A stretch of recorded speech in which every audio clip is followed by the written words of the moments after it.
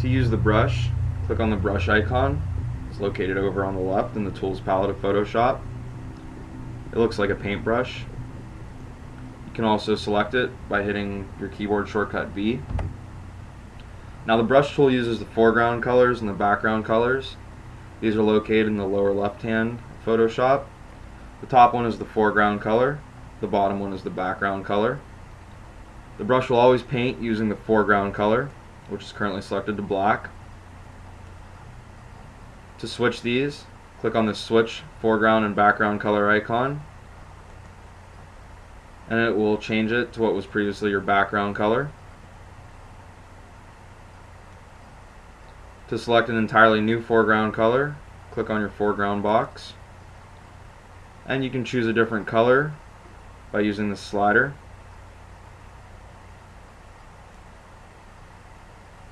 To select a hue that you would like to use, click on the box over to the left.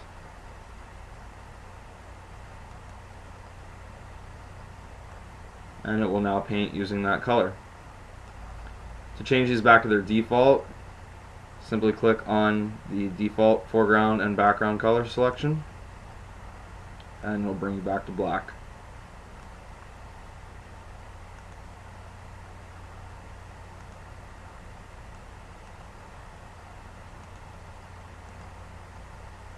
To change the size of your brush, use the right bracket key.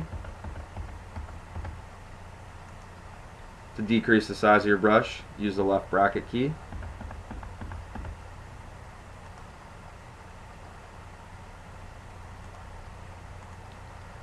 You also have some different options up in the top here. You can select some of the different brush tools. You can also change the size and the hardness of the brush. You can change the blending mode.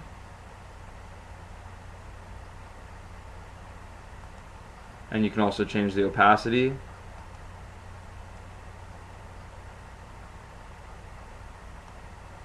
And the flow.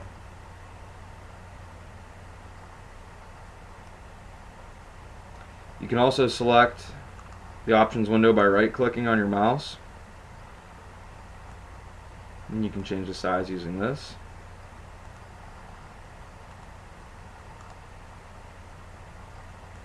And you can also change the hardness. The hardness basically controls the edge of your brush. 0% will give you a really soft feathered edge, and 100% will give you a really hard, sharp edge.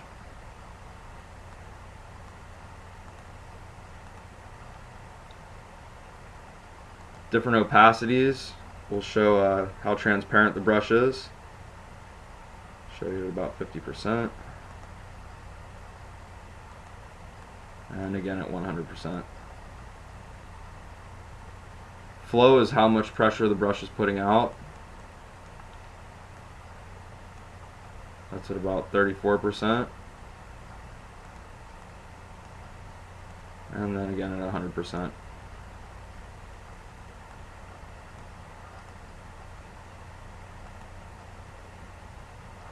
Some of the different options for the brush tool include the pencil tool. This isn't really used by photographers very much. This is more by people that use Photoshop to paint.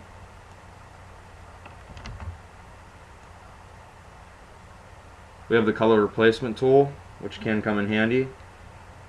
Basically what it does is preserves the textures that are behind the image, but will allow you to change the color. Say we wanted to change that lifeguard chair to the color green. Just paint on top of it, and it will keep the textures and the shadows and the highlights beneath, but will change the base color of whatever it is you're painting on.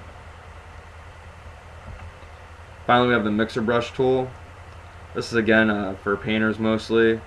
What it'll do is it'll use your foreground color and sort of mix it with what's behind it.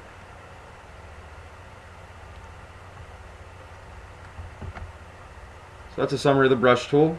We will use this very often in layer masking, which will be our next tutorial.